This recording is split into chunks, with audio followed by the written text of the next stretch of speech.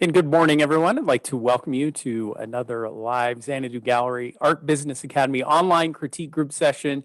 Today is Wednesday, July 21st, 2021. Good to be back here with you in a Wednesday morning session.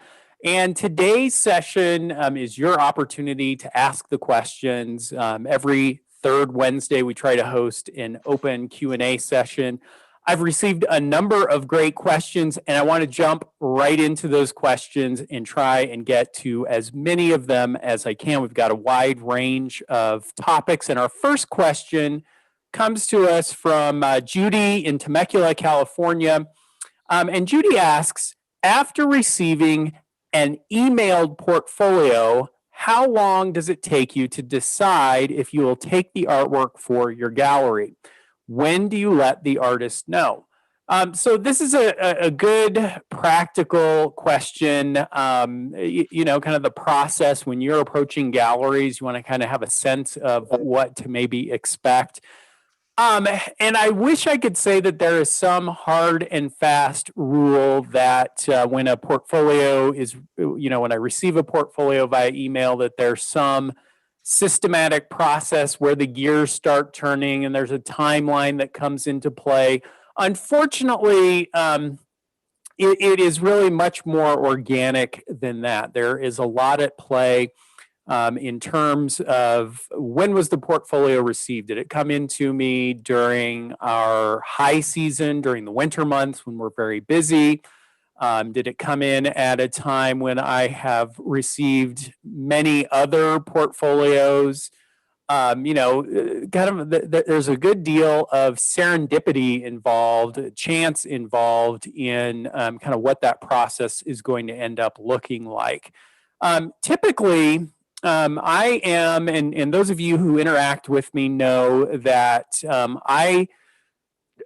I work very hard to respond to every single email that comes into the several different inboxes that I have. And typically it's going to take me 3 or 4 days to respond. I do have a systematic process for processing and dealing with email. And a lot of times what will happen is if I receive a portfolio via email, my first response is going to be, yeah, thank you for submitting the portfolio. It's going to take me a few days to review and pass it on to Carrie, who is my wife and business partner. I will also typically let my gallery director look at the portfolios that are coming in. And again, it can just depend. If this happens during the off season, perhaps that process, kind of the emails that go back and forth between those of us who are looking at the portfolio will happen pretty quickly. Other times it takes some time. And then a lot of times, because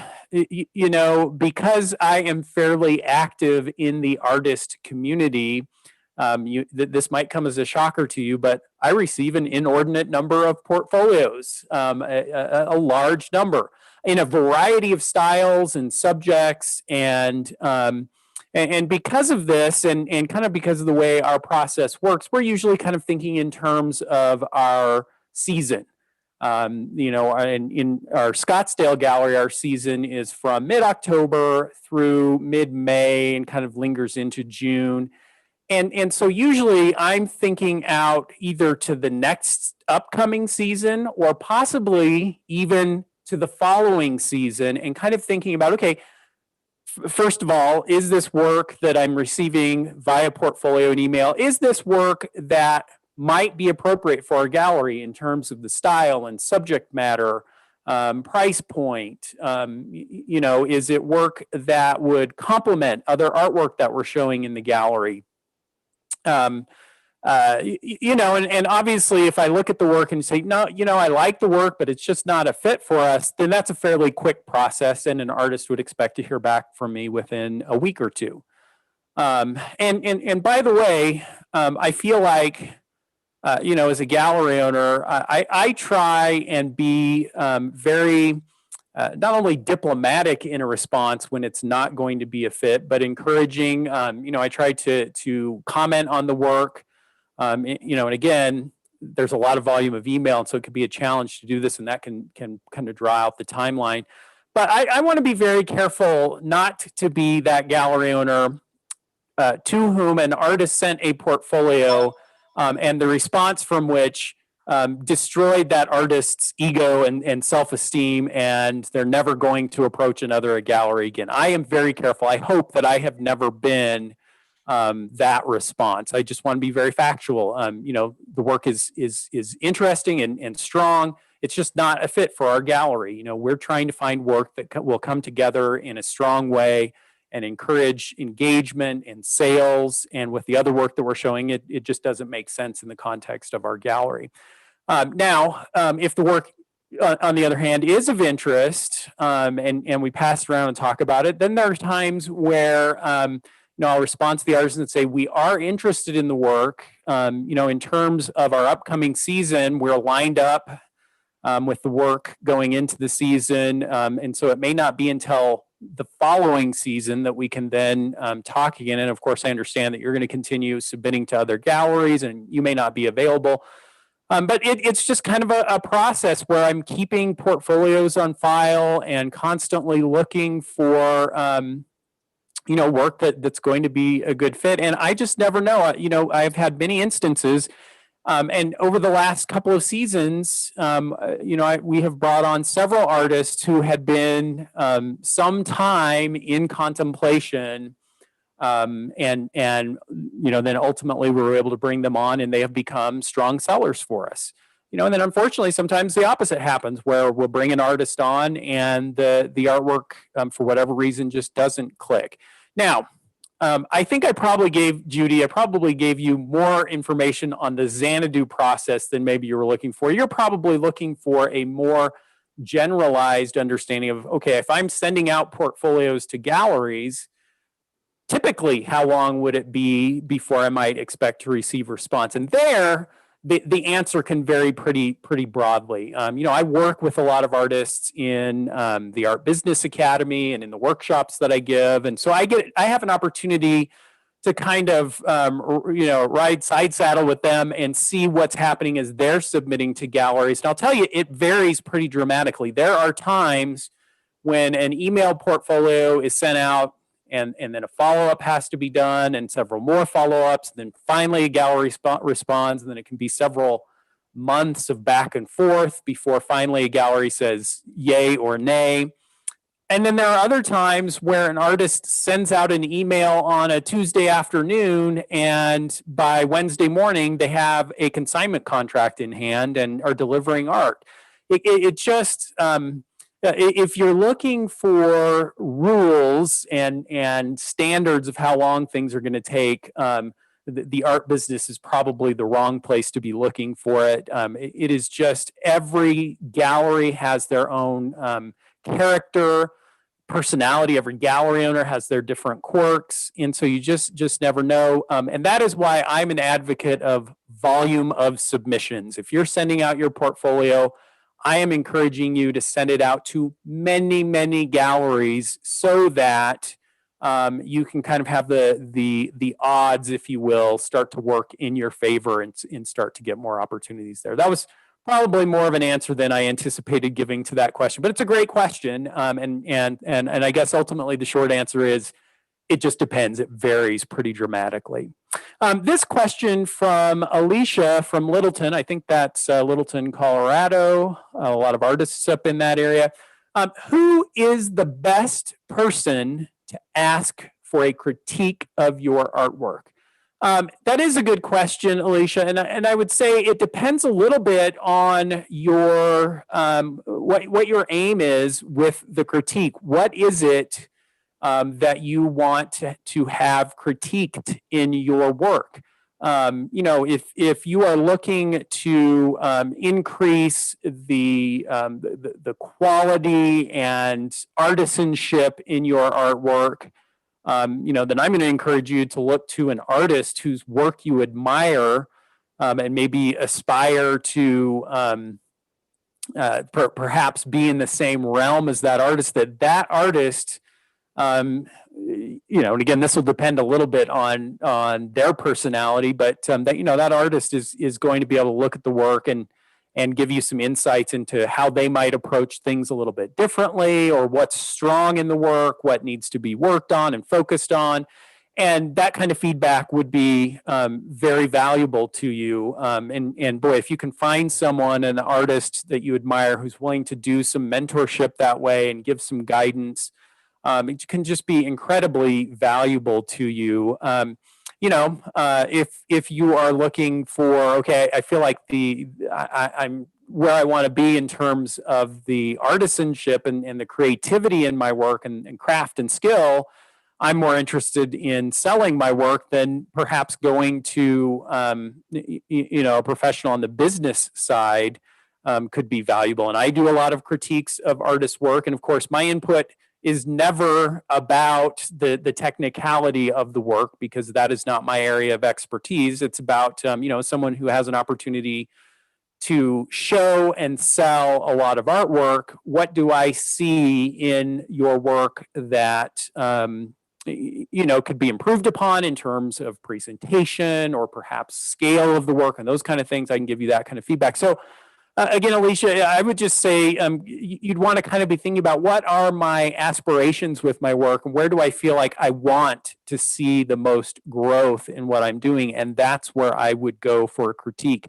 The one final note I'd give there is that I am always impressed with the kind of the willingness of so many artists, especially artists who have attained some level of success, either artistic success or success on the business side, that there's a real willingness among many artists out there to take an aspiring artist under the wing and give some guidance and direction. When you think about it, in essence, you're helping a potential future competitor. I just never see, or rarely do I hear of or see artists taking it that way, that so many artists will say, I was helped early in my career. I want to offer that same kind of help to other artists who are kind of making their way up in the world. This question from Lisa in Orlando, Florida. For the past 4 years, I've been focusing on creating reverse painted glass art. Monograms, lettering, typography, and glass gilding are my favorite styles, but I do not know where to find my audience buyers, other than friends and family who buy for anniversary, wedding, or special occasions, paintings from me. I see many artists in Europe doing well in this art form on social media, so I know there's a market for it. How do I find my buyers, or even a gallery that would carry this type of art? I'm lost, with an exclamation point. And yeah, and Lisa, I think we can kind of understand the challenge when you're doing work that is maybe outside of a mainstream or that's very specialized. It can feel like you're reaching for a narrower audience, maybe one that doesn't have the same established traditional pathways to get to them. If you're an oil landscape painter, there are a lot of venues out there for you. Or if you're a figurative artist, you kind of can get a pretty good sense of, okay, there are many other artists who have pursued this path. I can kind of follow in their footsteps and hopefully find a market. But as soon as you start doing something that is outside of the mainstream, such as it is, it starts to feel like more of a challenge. And it can be true whether it's, in this case, a medium and techniques that are being used. It could be true if you have a very unique subject matter. You may have to find and blaze a little bit different path. Now, what I will say is that, we are fortunate. I think it's more feasible to find a market for your work in the current environment, where really the art market is now a global, international market that is fairly accessible online and through social media. You've already mentioned, Lisa, that you've seen some artisans and artists in Europe who are doing work that's similar to yours, that are finding an audience. I might encourage you to do even some more research and see if you can't find some more market or some more artists in the United States or in wherever you are, wherever your local market is. And as much as you can, try not to invent your own path and blaze your own trail if you don't have to. If you can find some other artists who do it, find where they're showing their work and how they're marketing and promoting themselves. Boy, you can sure learn a lot from that experience. And then in addition to that, I think you'll also find that as you start researching not only galleries, I would say that there's kind of this, or at least I've observed as I've been traveling, or even in Scottsdale, where my main gallery is, that there are a lot of venues that are art and art objects and art related and craft related, that they bring together an eclectic mix of different media and subjects. And that you can often find these venues. I mean, to a certain extent, even some fine art galleries have moved into a little bit more of a hybrid where it's art and art objects, and that they're interested in these work that is outside the normal realm. Now, it does sound like with what you're doing that there is some potential for commissioned work, for work that is specific to a buyer that they want for a special occasion. And in those cases, online marketplaces and social media can be very good venues for finding an audience that might be interested. So you mentioned that you've got a lot of friends and family who are doing anniversary / wedding commission, special occasion paintings. Well, boy, with a little work, you can find that there are techniques that you can use on social media to target buyers who are having those kinds of special occasions. And that you might be able to reach out to those audiences through social media with a relatively small investment and create your own direct market to those buyers. So I would encourage you to kind of look at that as well. Be inventive and think about, okay, who's bought my work and how could I get to more people who are like the people who've bought my work and perhaps in like circumstances and just go for it. But like I say, I think we can all feel fortunate to live in a time where we have easier access to a larger market than perhaps artists of previous generations would have had access to. Janet in Boston asks, it says, loved your books and blog posts. Thank you. But I've decided to break one of your rules. Okay, I'm going to talk about rules in just a second here. I do digital collages of mixed metals, and I also do ice macro photography.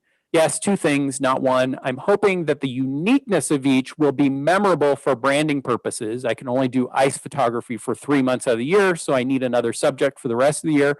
My website's almost done. Can I send you a link? I would love to know your opinion. And thanks for the time. So let me respond first. And I do try to always caveat what I'm talking about, and in my books and the blog and workshops that I give. I would hope that no one is thinking of anything I say as a rule. I'm offering what I hope is guidance, and my hope is that I can offer you kind of optimized practices that you can take. Here are things that I have observed, over the last nearly 30 years in the art market. Here's what I've seen in terms of what's happening in galleries. Here's what I've seen artists do that has been successful for them. And so if you take if you can draw from my cumulative knowledge of that time, and it can be helpful to you in taking what you're doing and making it more successful, that is my hope. I don't feel like some Olympus, sitting and dictating what the rules of the game are, and you have to do this or you have to do that. Instead, my hope is to just give you a little bit better understanding of the art market and what's going on. Specifically, I'm really focused on what's going on in galleries, and that better understanding helps you take what you're doing and do it better. That's my hope. So specifically what Janet's referring to is I do beat the drum of the importance of consistency. This is one of the factors that I have seen play out for successful artists time and time again, and that is that artists who are working to create a cohesive, consistent body of work tend to have an easier time finding a market and creating a following and cultivating collectors for that work. So if that is your aim, the more consistent you can be, the more likely you are to have that same kind of effect. But I always want to be careful to say that, even in the examples of artists that I've worked with over the years, I've seen artists who are creating in several different veins at the same time. Maybe they're working in multiple media, or maybe they're breaking all the rules and doing 2 completely disparate bodies of work, or 3, and they have made it work. It can be done, and certainly in the case that you're talking about, Janet, where you've got a reason that you're doing these 2 different bodies of work. There's certainly, I'm not going to tell you, well, that's guaranteed not to work, because that's just not the case. But what I will tell you is that you are probably, in all likelihood, you are going to face some challenges. Are those 2 bodies of work complementary in a way that they're going to appeal to the same buyers? Is it likely that someone who's interested in the mixed media collage work is also going to be interested in the ice macro photography? I would suspect that in all likelihood, those are going to appeal to potentially different audiences, that it's going to be difficult. A lot of times what happens is a collector likes artwork for a reason. There is something that resonates with them there, and that they're likely to pursue a collection of work that is similar to that. And so you're probably going to be chasing after 2 potentially different and divergent markets for the work. You may need to find different venues in which to show the work. A lot of galleries would be interested more in one body of work than the other. And so what that means is that you now just have a more complicated set of circumstances to work with, and more coordination to do. You're going to, if both of those bodies were to kind of take off, you're going to have to be balancing your production time in each of those bodies of work, and just kind of coordinating more than an artist who's just focused on the one or the other would be. And typically, when I'm working with an artist who does have 2 distinctive bodies of work, my suggestion is you don't have to set one aside, you don't have to stop doing it, but when it comes to the business and marketing side of what you're doing, let's focus on one first, one of those bodies of work, and build all of the materials that we would need, website, portfolio, et cetera, around that body of work, and focus on getting it out to the marketplace first and build a following for that work. And then once you've done that, you'll kind of have an idea of the model of what it takes to get a body of work up and running. And you can then take that. Oh, I got some background noise here. Hold on. You can then take that and replicate it for the other body of work. And I have seen artists do that successfully. I have also seen a lot of times, when an artist realizes what it takes to get an art business up and running and a body of work out there and build a following for it, a lot of times that second body of work may sit on the sidelines for quite some time and may never get the same attention. It may continue to be created, but it becomes just kind of a sideline project. So Janet, I guess what I'm saying to you is you are not going to be penalized or disqualified because you're doing 2 bodies of work, but I would just really put some thought into where you want to focus your efforts initially, and not try to spread yourself too thin with two different bodies of work. Instead, put all the focus on one, and then as you build that, then contemplate whether it makes sense to move into that second body of work. Mary, from British Columbia. Get her question up. Mary says, when I began showing art in the 80s, I used my initial rather than my first name, as generally it seemed men were taken more seriously at the time. A few years ago, I was speaking with an art consultant about adding my work to her show. She looked right at me and said, "Older women artists? I don't think so. Your advice, please." Boy, I sure hope, and I mentioned I've been in the business now for 30 years, and of course I watched my father's career develop in the 20 years before that. So, I've got a legacy of heading towards 50 years in the art business. I sure hope that this sentiment, and I'm seeing that it is falling by the wayside. It is offensive. It's ridiculous. I mean, to me, it is the artwork that matters, and we all have something to offer and something to say, and our gender or race or anything else that comes into play should just not be, certainly not the overarching factor in whether the work is acceptable or not. And I want to be careful about how I say this, but I think there is a bit of a generational shift in attitudes, where it's true, there were galleries out there and art consultants and even museum curators that had a lot of biases and prejudices. And I think that we're just starting to really see that melt away and not matter as much. As you visit galleries, I think you're going to see that there is a much more diverse group of artists being shown in the broader marketplace and being collected. And I would hope, can I categorically say that as a more mature female artist that you're not going to face anything like this as you go out into the marketplace? No, I can't say that definitively. But my hope is that we're just going to see less and less and less of that as time goes on. And I think that, from a practical standpoint, we just got to push through it if it's still out there. If you're creating great artwork, we need to get it out to a broad range of galleries, so that we can find the venues that are going to respond to and then be able to pass that on to the collectors. I will say that my general approach toward dealing with a situation like the one you mentioned is, boy, I am sure glad that art consultant gave you a window into their personality and who they are, because they did you a big favor. You would not want to be doing business with someone who is so backward and biased in the first place. And let's move on and find venues that are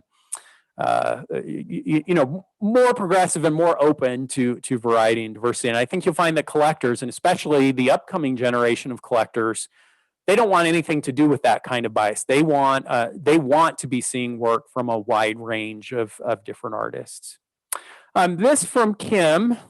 Let me pull Kim's comment up here. Kim says, with your help, I've signed on recently with 4 new galleries, all in small Colorado mountain resort towns. So Kim, let me pause and say congratulations on the new representation, and that's awesome. And Kim says, rather than continuing to seek new galleries out of state, I realized I need to hunker down and do whatever I can to nurture these relationships to the galleries and their owners before I branch out anymore. And so the question is, in an ideal world, what would you as a gallery owner love to see from your artists? How can I best support my galleries so they can continue to sell my work? Great question. And obviously this is a question we would all like to be asking. I'm now showing in 4 additional galleries. What do I need to do to optimize that? And I would say that there are a few primary considerations that would come into play. As I'm working with my artists, and again, this is a very boutique kind of industry where it is still very much about personal relationships and personal service. And I would say, as an artist, if you can really strive to provide the best service possible, think of your gallery as your customer. Now, in reality, what you really are is a partner. But I would suggest that all partners should think of each other this way, that, if we treat our partners as if they are our best customers, that we're going to be in a great position. And so with that being the case, what would I think about doing? Well, one, I would want to have great artwork available when the gallery needs it.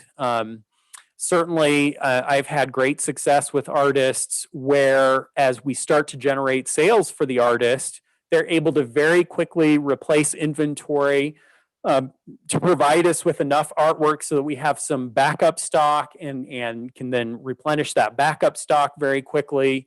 There is really something to be said for momentum that can come as sales start going. We want to be able to capitalize on that. So keeping the inventory fresh, keeping the galleries notified and informed about new inventory. If a gallery asks you for something, anything you can do to facilitate that. We want a new sculpture that's fits these dimensions. If you can kind of work towards providing that, that is appreciated. We appreciate it when it's easy for us to get what we feel like we need. Communication is important. Keeping your galleries up to date on new inventory that's available and what's going on. I might also kind of keep them up to date on what is selling to kind of give them some inspiration. Well, maybe we should be offering more of your landscape pieces to our clients because it seems like that's selling well in your other galleries. And then just being somewhat patient. It is also the case that art sales can be very sporadic. And we see this all the time in our gallery where we'll have a period of intensive sales for an artist where work just seems to be flying out the door. And then all of a sudden it'll taper off and we'll go into a dry spell for an artist and, might have a long pause between future sales. And so try to be understanding of that. That's why it does make sense to really try and diversify your market. It's great that you've got 4 galleries, where you might hope that if the sales slow down in one of those galleries, they can pick up in the other. I would say that it sounds like, yes, you do have 4 different galleries in 4 different markets. It sounds like they're all in Colorado mountain resort towns, which could mean that you're in for some seasonality to your sales. I would suspect that those sales will be strongest in those markets during the summer months. And so you might have an opportunity to look for a gallery in a winter market or a gallery or 2 to expand into. And it's just a good idea to kind of be thinking in those terms throughout your career. But with 4 new galleries, all of them having taken inventory on, it might be time for you to be focused on building up some more inventory so that you can respond to those sales. And but I think those would be the key things to think about as you're working with the gallery. Again, congratulations, Kim. Barbara from Needham in Massachusetts says, let's get the question up here. Recently, I was approached by a company who would like to license my artwork for wall art. They've been very professional and the terms are decent in the field of licensing. I'm just curious how galleries view this and or other print-on-demand sites. I have no interest in printing and shipping my own. I'm also considering an online gallery that sells originals as well as prints. Yeah, this is a good question. And again, it's a little hard to give a general rule that all gallery owners are going to feel a certain way about this kind of opportunity that you're taking. There's going to be a variety of responses. From my experience and from my own personal view, I just feel like anything that an artist can do to increase exposure increase sales, and create, in this case, create an alternate possibility for cash flow, that those are positives. And, I think the concern can be that, well, if I'm doing prints of my work or it's being printed on other materials, t-shirts and mugs and that kind of thing, does that dilute my work? Does it devalue the originals? And in my experience, that's just not the case. And in fact, it can really have the opposite effect, where a collector of originals can feel like, okay, this is an artist who is out there. Their work is being shown all over, and yes, there are prints available, and it's been licensed to other things. But isn't it special that I can have an original? And in some ways, it raises the prestige of having those. And goodness, you can look at some very well-established artists who have done licensing deals, and it has been a part of their long-term success. Now, there are other considerations that are going to come into play, and one is that just because your work is licensed and out there doesn't mean that it's going to take off in those markets and sell a lot. It's not guaranteed, but it just gives you another potential avenue for getting your work out there and getting it seen. I guess the other thing I would say is that I have seen a lot of collectors who started out buying prints and reproductions of an artist's work, and then have worked their way up or saved their way up or waited until their income justified it, and have then gone on to buy originals of the artist's work. So there's something to be said for having entry-level artwork that a wider range of collectors or potential collectors can buy as well. Deborah, boy, we've had a lot of questions from folks in Florida and Massachusetts today. That's our focal points for questions today. This one is from Deborah in Florida, Hollywood, Florida. Can you recommend a no-cost way to place one's artwork into an interior design photo? I know there are apps for this, but they can add up in cost. I'm afraid I'm not the right one to answer this because I don't have access to a no-cost way to do it. We use Photoshop. I thought I'd throw up an image really quick. I just yesterday got this photo from a client who's looking at a sculpture and wanted to see what it might look like. This is for their home in Scottsdale. They have a place up in Pine Top where I am now, but this is their home in Scottsdale. And we did just a pretty rough mock-up.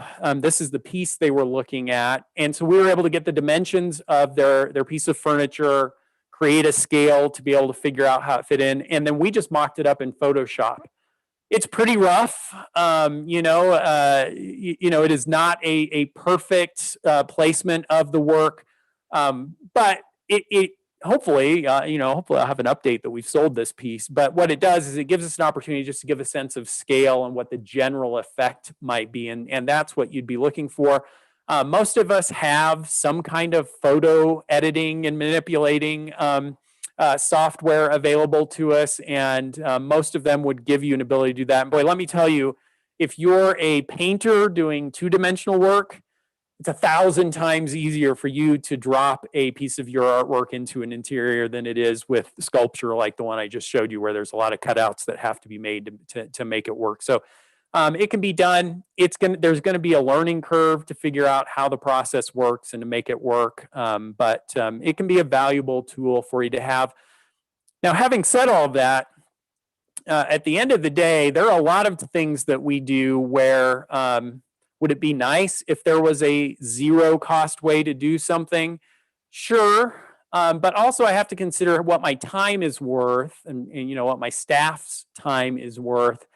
And sometimes spending a few dollars on an app to do something is a great investment and worth that resource to be able to have a simpler way to get something done. So just be careful not to jump over $1 to save a dime, or whatever that saying is. This question from Pamela in Atlanta, and she asks, as a new painter since 2019, my art has different styles. My watercolors of dogs, horses, etc. are realistic in a 9x12 format. My abstract landscapes begin as watercolors, then manipulated in Photoshop, then printed on large-scale archival paper, which I then work over with pastels, ink, and charcoal.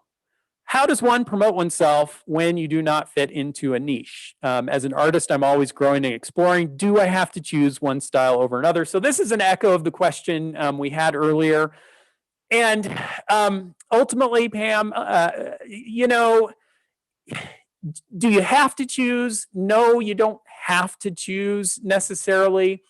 But like I said, it's kind of a question of thinking strategically. What can I do to just make things easier on myself, to find a simpler path forward? And so it definitely sounds like in this case, if I think about the audience for those different works, or the audiences, I should say, it's going to be a different clientele who's interested in the watercolors of the more realistic watercolors versus the more abstracted multimedia work.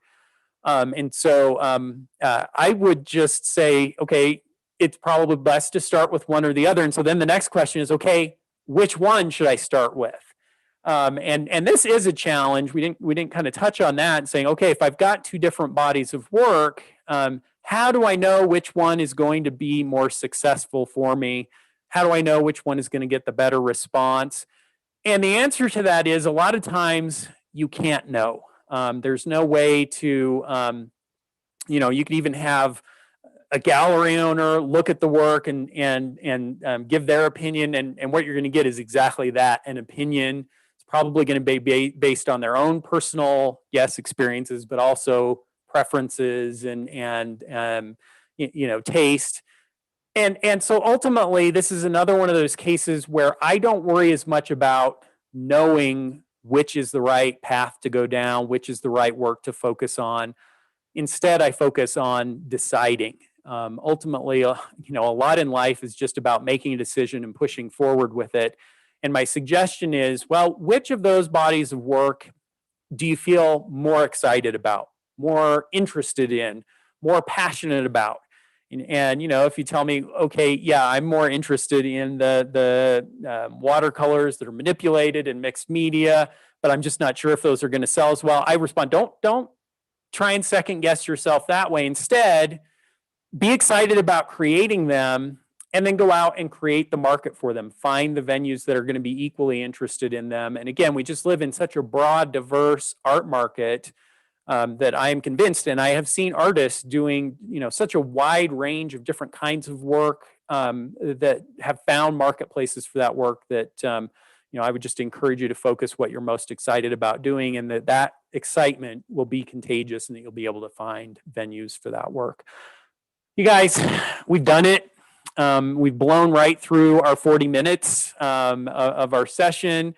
I did not get to all of the questions. I got pretty close. I think we got through about 3/4 of the questions. But as usual, we'll be back here in a month's time, third week of August. We'll be doing this again, taking your questions. We do an open Q&A like this very frequently in the Art Business Academy. If you're looking at wanting to get into galleries and needing more personalized feedback, the Academy is a great venue for you to be able to come in and get much more personalized information and responses to questions and work on things systematically. So I'd encourage you to check that out. But otherwise, we will be back here. There is a slight possibility I am sneaking away this weekend with my wife and our two younger girls to get a little bit of summer vacation in before they have to start school up again. And there's a slight possibility I'm not going to make it back to Pine Top in time to do this Wednesday session next week. So just keep an eye out for an email notifying you. It may be 2 weeks before we're back here together again, but I'll keep you posted on that. And one way or the other, we will be back here for a future session. Thank you for joining us. Thank you for your terrific questions.